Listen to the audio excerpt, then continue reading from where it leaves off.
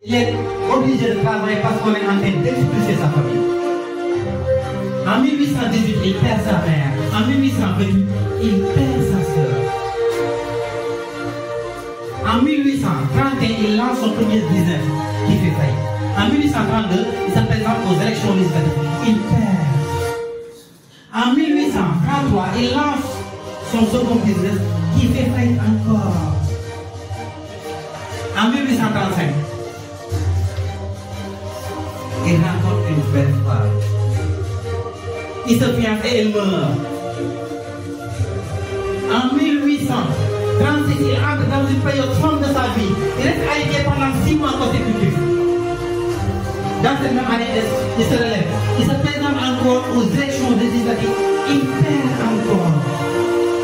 Mais le gars, décidément, était une fou de guerre. Il a continué à lutter. Il a continué à capahuter dans les terrains les plus inhospitaliers. En 1840, il se présente pour être vice-président. Il perd. En 1842, il rencontre une belle femme. Il se marie. Elle lui donne 4 enfants. Les 3 meurent. En 1843, il se présente au Congrès. Il perd. En 1845, il se présente de nouveau. Il perd de nouveau. En 1850, son seul fils, j'ai oublié, son unique fils qui restait, meurt. Mais il n'a jamais songé à abandonner.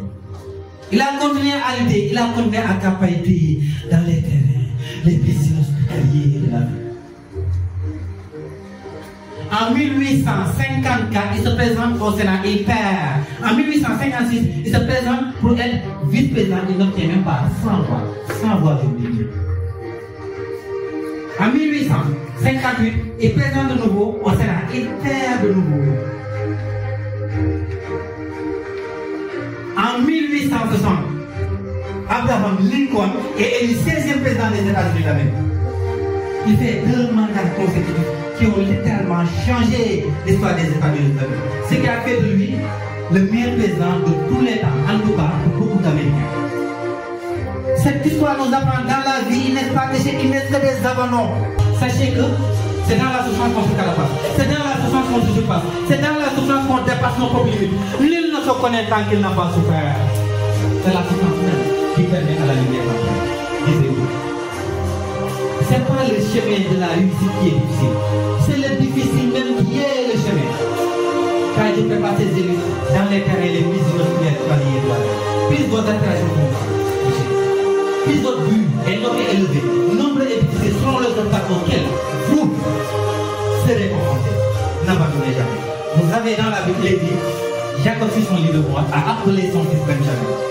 Il a dit, mon fils, ce matin, chassez comme ça. Et le soir tu partageras ce qui arrêtera. Mais si tu ne chasses pas tes jeux, tu n'auras absolument rien à partager. Quand tu seras vieux, il est parti. Et ce conseil, nous devons l'appliquer dans nos vies. Ce matin, nous devrons chasser un comme on loue. Je veux dire, attaquez-la, attaquez-la et dévorez-la. Et le soir, vous partagez. Mais si vous ne sachez pas, là où vous êtes jeune, vous n'aurez rien à partager quand vous serez vieux. Mes chers, explorez votre divinité, sondez votre conscience, purifiez votre âme, aiguisez votre foi, javelisez votre cœur. Ainsi vous réveillerez ce fort potentiel intarissable, ce fort potentiel illimité et souvent inexploité qui sommeille en vous. C'est ainsi que vous pourrez appliquer tout ce que vous avez vu dans ce cours. Changez votre état d'esprit.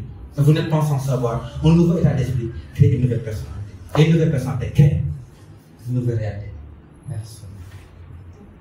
En tout cas, c'est pour le que je sois à tout le monde ici présent. Je vous remercie.